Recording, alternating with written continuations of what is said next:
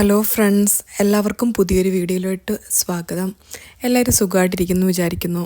എനിക്ക് 2-3 ദിവസം ഓഫ് കിട്ടിയപ്പോഴേക്ക് ഞാൻ വിചാരിച്ചു എൻ്റെ ഓഫ് റുട്ടീൻ ഒന്ന് ചെയ്യാമെന്ന്. എനിക്ക് വളരെയേറെ ഇഷ്ടമുള്ളൊരു കാര്യമാണ് ഓഫ് ഡേയ്സിൽ വീടെല്ലാം ഒന്ന് വൃത്തിയാക്കി വയ്ക്കുക, എല്ലാം ഒന്ന് അടുക്കി പറക്കി വയ്ക്കുക. അതുപോലെ യൂട്യൂബിലാണെങ്കിലും അങ്ങനെ ചെയ്യുന്നവരുടെ വീഡിയോസ് കാണാനും എനിക്ക് ഭയങ്കര ഇഷ്ടമാണ് കേട്ടോ. അപ്പോൾ അതൊന്ന് ചെയ്തേക്കാമെന്ന് വിചാരിച്ചു. ഈ കാണുന്ന ഞങ്ങളുടെ ലോണ്ട്രി റൂമാണ് കേട്ടോ. ലോണ്ട്രി റൂമൊന്നും അല്ല, ഞങ്ങൾക്കിവിടെ 4 ബെഡ്റൂംസ് ഉണ്ട്. അതിലൊരെണ്ണം ഞങ്ങൾ തുണി മടക്കാനും ഉണക്കാനും പിന്നെ അയൺ ചെയ്യാനും ഒക്കെ ആയിട്ട് യൂസ് ചെയ്യുന്നതാണ് കേട്ടോ.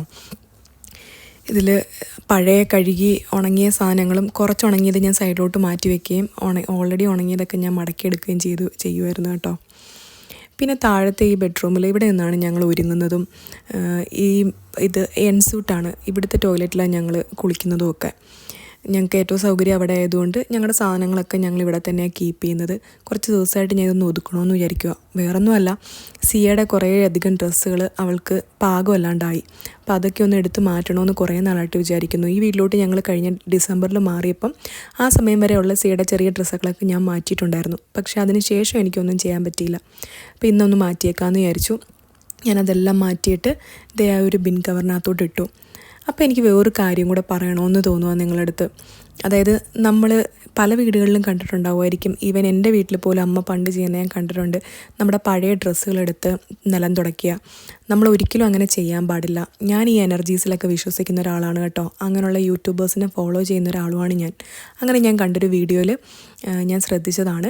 അതായത് നമ്മൾ ഈ പഴയ വസ്ത്രങ്ങളില്ലേ, നമ്മളത് നിലം തുടയ്ക്കാനും ഒക്കെ എടുക്കുമ്പോഴേക്ക് നമുക്ക് ഭാവിയിൽ അതൊരു നെഗറ്റീവ് എനർജി വരാനും നമുക്ക് പലവിധ അസുഖങ്ങളും കാലുവേദന, നടുവേദന അങ്ങനെയുള്ള പ്രശ്നങ്ങൾ വരാനും ചാൻസ് ഉണ്ട്. എസ്പെഷ്യലി നമ്മൾ കുഞ്ഞു പിള്ളേരുടെ ഒട്ടും എടുക്കാൻ പാടില്ല. അങ്ങനെ എടുക്കുമ്പോഴത്തേക്കിന് അവരുടെ അസുഖങ്ങൾ വിട്ടുമാറില്ലെന്നാണ് പറയുന്നത്. അതുകൊണ്ട് നമ്മളെന്തിനാണ് വെറുതെ ഒരാപത്തൊക്കെ വിളിച്ചു വരുത്തുന്നത്? അതുകൊണ്ട് ഞാൻ അങ്ങനെ ചെയ്യാറില്ല, അറിഞ്ഞ നാൾ മുതൽ കേട്ടോ. അങ്ങനെ നമുക്ക് ഒരാൾക്ക് ഡൊണേറ്റ് ചെയ്യണമെങ്കിൽ പോലും അങ്ങനെ ഒരു നെഗറ്റീവ് എനർജി നമ്മൾ ഫസ്റ്റ് ക്ലെൻസ് ചെയ്യണം. അതിനായിട്ട് നമ്മൾ ഒരു ബക്കറ്റിൽ കുറച്ച് റോക്ക് സോൾട്ട് ഇട്ടിട്ട് ഓവർനൈറ്റ് നമ്മളൊന്ന് ആ തുണികൾ മുക്കി വെച്ചിട്ട് പിന്നെ നമ്മൾ കഴുകി എടുത്തു കഴിഞ്ഞാൽ നമ്മുടെ എനർജി അതിനകത്ത് നിന്ന് ഇല്ലാണ്ടാവും. അതൊക്കെ തെറ്റാന്ന് വിശ്വസിക്കുന്നവർക്ക് ഞാനൊരു കാര്യം പറഞ്ഞുതരാം. നമ്മളിപ്പോൾ ഒരു ചെയറിലിരുന്നിട്ട് എഴുന്നേൽക്കുമ്പോൾ തന്നെ അവിടെ നമ്മുടെ ചൂട് നിൽക്കില്ലേ, എന്ന് വെച്ചാൽ നമ്മുടെ എനർജിയാണ്. അതുപോലെയുള്ളൂ കാര്യം. നമ്മളിട്ട ഡ്രസ്സുകൾ നമ്മൾ എത്ര വാഷ് ചെയ്താലും നമ്മുടെ പെർഫ്യൂമിൻ്റെയും നമ്മളുടേതായ ഒരു തനതായ മണം ആ ഡ്രസ്സിൽ എത്ര കഴുകിയാലും മാറില്ല. അപ്പോൾ അത് ക്ലെൻസ് ചെയ്ത് ഇങ്ങനെ കളഞ്ഞിട്ട് വേണം നമ്മൾ ഈവൻ ഡൊണേറ്റ് പോലും ചെയ്യാൻ വേണ്ടി. അത് കഴിഞ്ഞ് ഞാൻ വന്നിട്ട് കിച്ചണൊക്കെ ഒന്ന് ക്ലീൻ ചെയ്തു. ചേട്ടായി നന്നായിട്ട് കുക്ക് ചെയ്യുമെങ്കിലും പാത്രങ്ങളൊക്കെ കഴുകി വെക്കുമെന്നുണ്ടെങ്കിലും ഉണങ്ങിയ പാത്രങ്ങൾ ഉണങ്ങാത്തതും എല്ലാം കൂടെ ആ സ്റ്റാൻഡിൽ അങ്ങ് ഡ്രൈ ചെയ്യാൻ വെക്കും.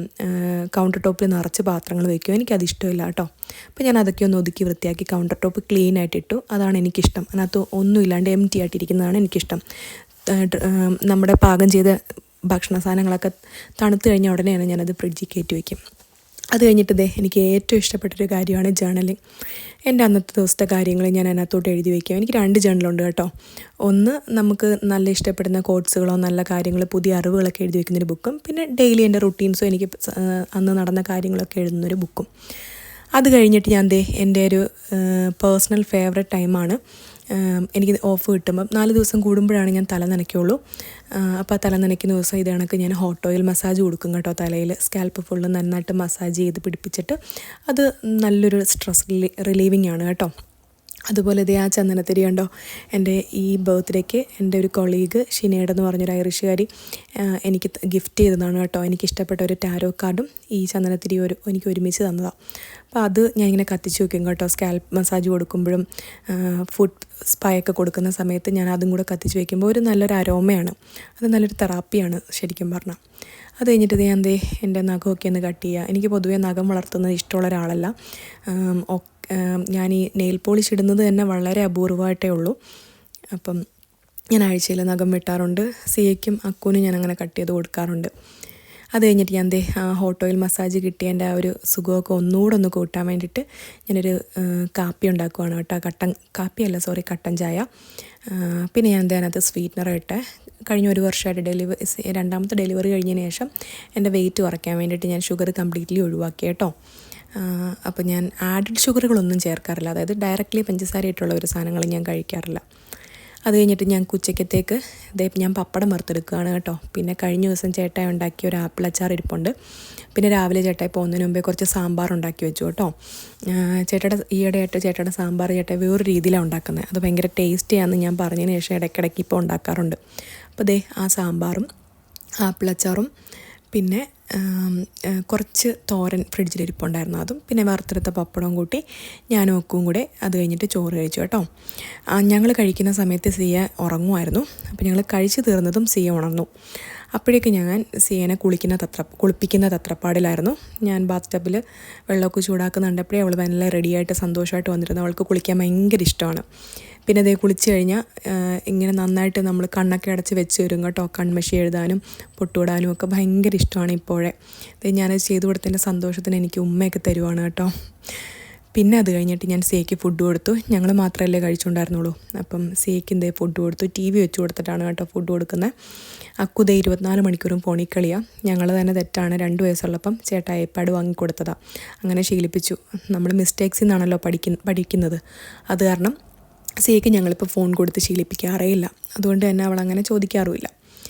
അത് കഴിഞ്ഞിട്ട് ഞാൻ പോയി ഒരു കുളി പാസ്സാക്കി. അത് കഴിഞ്ഞ് വന്നിട്ട് ഞാൻ മോയ്സ്ചറൈസർ കൃത്യമായിട്ട് ഉപയോഗിക്കും കേട്ടോ. അലോവേരയുടെ മോയ്സ്ചറൈസറാണ് ഇപ്പോൾ ഉപയോഗിക്കുന്നത്.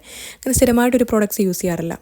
പിന്നെ അൺഡ്രൈസ് എനിക്ക് ഭയങ്കര ഡാർക്കാണ്. കാരണം ഞാൻ ഒരു 2-2.5 വർഷമായിട്ട് ഞാൻ എൻ്റെ പഴയ നഴ്സിംഗ് ഹോമിൽ നൈറ്റ് മാത്രം ചെയ്തുകൊണ്ടിരുന്ന് അൺഡ്രൈസ് ഡാർക്കായി. അപ്പോൾ അതുകൊണ്ട് 2 വർഷമായിട്ട് ഞാൻ ഡ്രൈ ക്രീം യൂസ് ചെയ്യാറുണ്ട്. പിന്നെ എൻ്റെ personal favourite fair and lovely, അത് തീർന്നു കഴിഞ്ഞാൽ പിന്നെ ഉപയോഗിക്കില്ല കേട്ടോ. എനിക്ക് പണ്ടൊരു ആക്നെയുടെ പ്രശ്നം ഉണ്ടായിരുന്നു. അപ്പോൾ അതിൻ്റെ കളറ് ഫെയ്ഡ് ആവാൻ വേണ്ടി ഞാൻ ഉപയോഗിച്ച് തുടങ്ങിയതാണ്.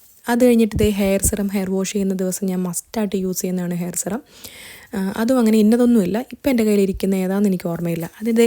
എൻ്റെ കേളി ഹെയർ ഞാൻ മെയിൻറ്റെയിൻ ചെയ്യാൻ വേണ്ടി ഉപയോഗിക്കുന്ന 2 പ്രോഡക്റ്റ്സാണ് കേട്ടോ അത് കഴിഞ്ഞിട്ട് എൻ്റെ പേഴ്സണൽ ഫേവറേറ്റ് അതർ ടൈമാണ് ബുക്ക് വായിക്കുക. അത് ഞാൻ എല്ലാ ദിവസവും ഈവൻ 2 പേജെങ്കിലും വായിക്കാണ്ട് ഞാൻ ഉറങ്ങാറില്ല കേട്ടോ. പിന്നെ സിയ ചീട്ടുകൊണ്ട് കളിക്കുന്നുണ്ടോ. അപ്പോൾ ഗൈസ്, ഇതായിരുന്നു ഇന്നത്തെ വീഡിയോ. ഇനി നമുക്ക് നല്ലൊരു വീഡിയോ ആയിട്ട് വീണ്ടും കാണാം. Bye bye, take care.